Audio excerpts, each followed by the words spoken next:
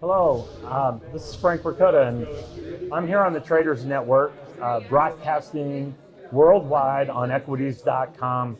And we're here at Davos 2019, with the World Economic Forum.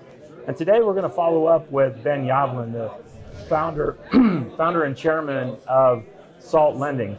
Hey Ben, there's a lot of interesting aspects within the crypto market and the blockchain market, and some really, really tough problems. And Salt has definitely addressed one of those tough problems, and that being custody. Mm-hmm. Can you explain to our viewers what that really means? Absolutely.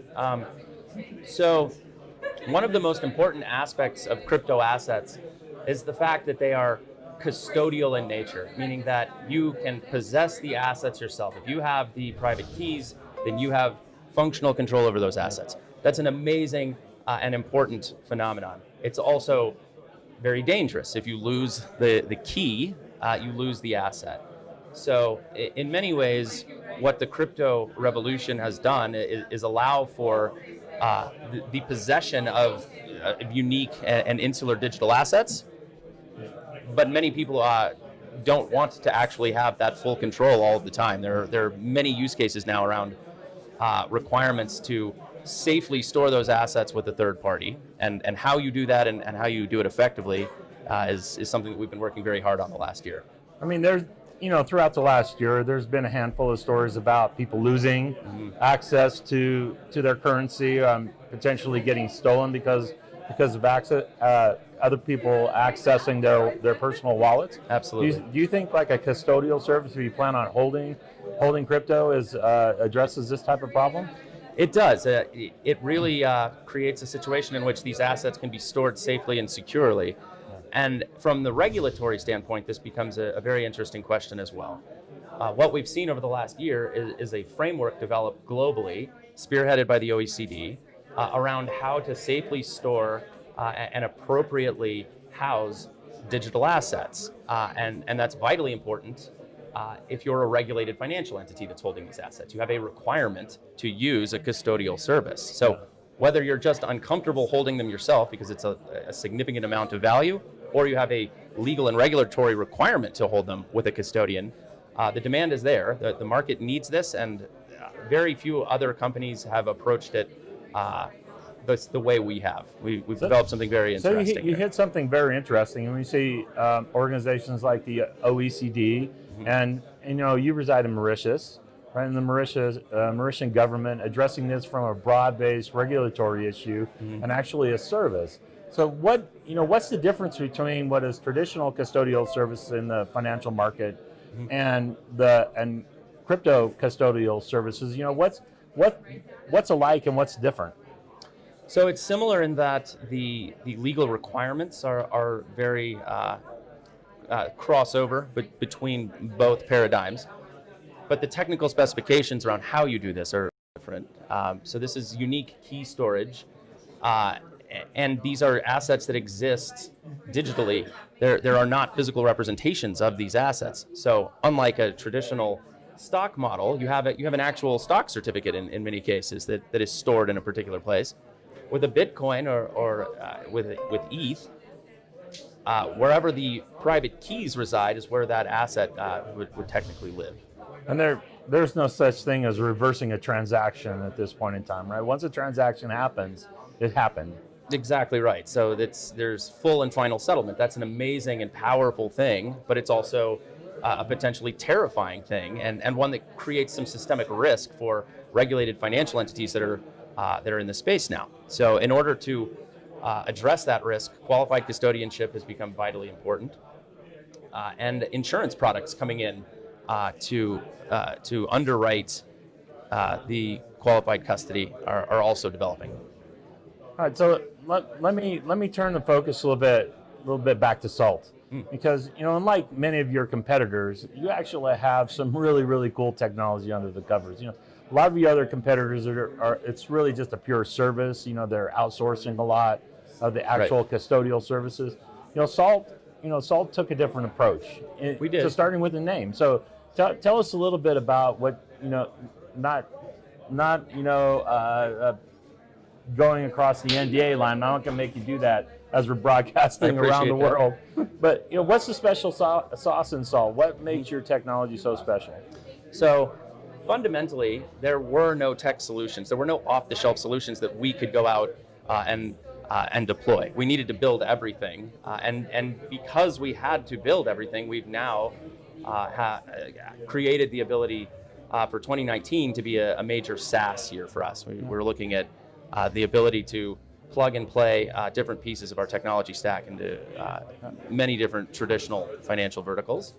On the custody front, we have always taken a very strong stand on segregating accounts, and many of the folks out there in the space aren't doing that. They're commingling the assets, and that's not only dangerous. Thing, that's not a good thing. So we've taken a very strong stance on how you segregate these things, how each HD wallet is being generated is really. I don't want to get into the secret sauce, but that's well, that in that's what itself is very differentiates us. powerful, because what we've seen from a security and vulnerability perspective in the industry, when we've had these major breaches, it's because really it was the custodial service behind the scene, or these common online wallets that were in essence hacked, right, exposing the entirety of the asset base they were holding versus maybe just one wallet or one user's account. That's exactly right. So if you were to compromise a wallet on our platform, it's one wallet. You don't have access to anything other than what was held in that unique address. And that's never happened. That has also never happened, which is a real statement on how seriously the tech team has taken this process and what a great job they've done deploying. All right. So looking forward, what do you see both in the future from a market perspective, and 3 dimensions here, from a market perspective, from a regulatory maturity perspective? When are you going to see some of the first major regulatory and policy guidance hit the street from the standpoint of adoption? And then finally, what do you see happening with this really cool platform you built with Salt? Well, I could go on for like an hour on this question.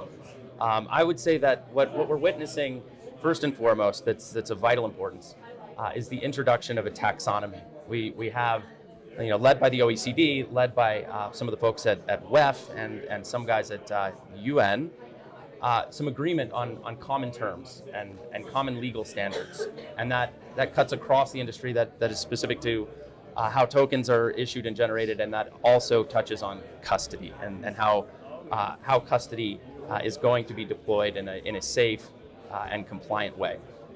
That's probably kind of boring for some people, but if you're in this business, that's a massively important change, because you really can't scale a business in an atmosphere of regulatory uncertainty. So that's right. As we see some certainty injected into these markets broadly through regulation, you know where to go set up shop and how to do it. So it's a tremendous opportunity for 2019, and we're going to see a lot of M&A activity in 19 as well. That's great. And again, without sharing something you shouldn't, what do you think the big thing for Salt's going to be this year? The biggest thing for Salt this year is going to be deploying custody. That's on everybody's mind, and really being able to meet the market demand. We had an enormous surge of demand early on. Last year was a very difficult year for cryptos generally. I think that this year we're seeing things begin to turn around and correct, and the demand for products is ticking up gradually this time, which is good, and we're able to meet it.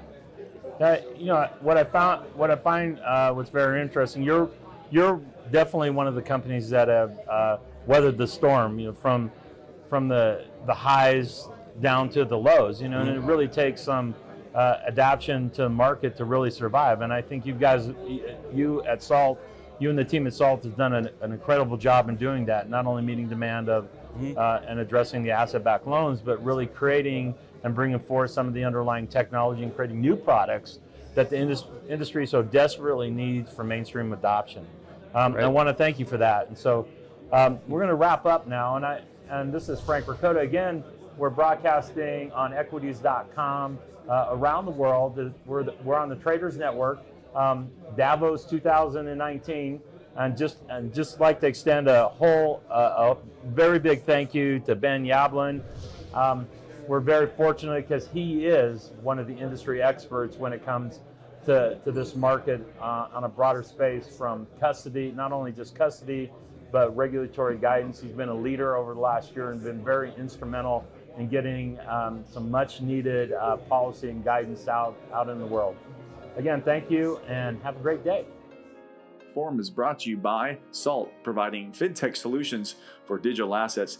Visit them at saltlending.com.